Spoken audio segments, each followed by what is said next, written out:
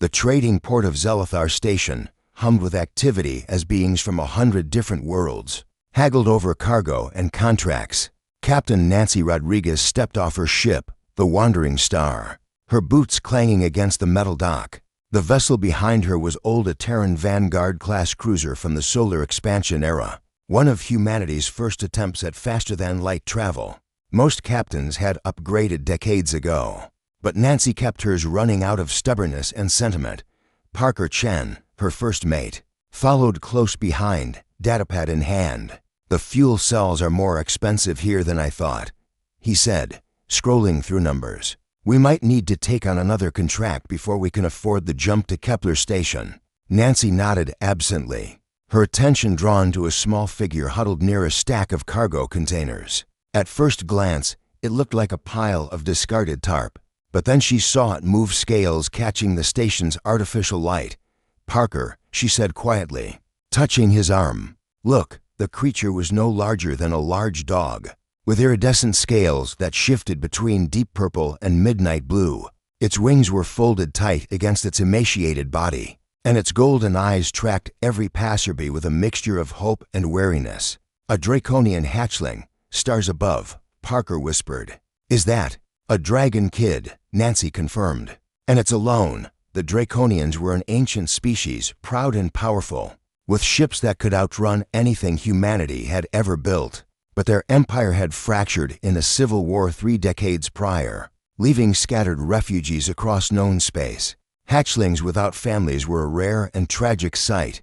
Nancy approached slowly, crouching a few meters away. "Hey there, little one. You okay?" The hatchling's head lifted, revealing a face marked by hunger and exhaustion. Its voice, when it spoke, was barely a whisper in heavily accented standard. "Not little. AM 17 cycles. Sorry," Nancy said gently. "Are you here with someone?" The dragon's gaze drifted past her to the Wandering Star, and something shifted in those golden eyes: recognition, longing, and deep sadness all at once. "My father," the hatchling said softly, "once flew one like this." Nancy felt her heart clench. Parker had moved closer, his expression mirroring her own concern. "A Vanguard class?" Nancy asked. "Those were sold to a lot of species during the expansion." The hatchling nodded slowly. "Father was military liaison. Learned to fly human ships. Said they were stubborn, like their makers." A ghost of a smile crossed the scaled features. "He called his ship Morning Star. I was small then. Would sit in co-pilot seat while he ran checks." "What happened?" Parker asked gently. "The war happened." The hatchling's voice was flat. "Mother's clan fought father's clan. They said we had to choose. Father chose neither. Said war was madness." The dragon's tail curled around its body protectively. "They destroyed Morning Star while we slept in station quarters. Father, he made sure I escaped. Told me to run. I ran." Nancy exchanged a glance with Parker. They both knew the stories. The Draconian Civil War had been brutal, with entire bloodlines wiped out over political disagreements. That seemed incomprehensible to outsiders. "How long ago?" Nancy asked. "For years. I have been moving, station to station. Some places tolerate me, others," the hatchling gestured vaguely. "I am too young to work most jobs. Too proud to beg," Father would say. "But hunger makes pride smaller." Nancy stood, making a decision that she knew would complicate everything. "What's your name?" The dragon blinked in surprise. "Kel Tharax. But father called me Kale." "Kale, I'm Captain Nancy Rodriguez. This is my first mate, Parker Chen. Our ship needs a lot of work, constant maintenance on these old birds. We could use an extra set of hands, someone who knows their way around a Vanguard class." Kel's eyes widened. "You offer me work?" "I'm offering you a berth," Nancy corrected. "Crew quarters, meals, and a share of whatever we earn. In exchange, you help keep the Wandering Star flying. Fair deal?" "But I am," Kale hesitated. "I am Draconian. Most humans do not. Most humans don't know what it's like to lose everything," Nancy interrupted. "I do. Parker does. That's why we're out here instead of living comfortable lives on Earth."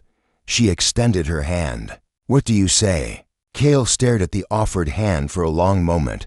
In Draconian culture, Physical contact with strangers was significant a gesture of trust. Slowly, the hatchling reached out with a scaled claw and grasped Nancy's hand. "I accept."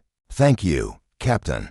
Parker was already pulling up crew registration forms on his datapad. "We'll need to get you processed through station administration. Might take a few hours. You eaten today?" Cale shook his head. "Right then," Nancy said, helping the young dragon to its feet. "First things first, food. Can't have my crew running on empty. There's a decent noodle place near Dock 7. Then we'll get you settled on the ship." As they walked toward the station's commercial sector, Cale kept glancing back at the wandering star with something like wonder in those golden eyes. "Captain," Cale asked hesitantly, "Yeah? Why did you choose to keep flying a Vanguard?" "They are obsolete. Expensive to maintain." Nancy smiled. "Same reason your father did, I suspect. Because some things are worth holding onto.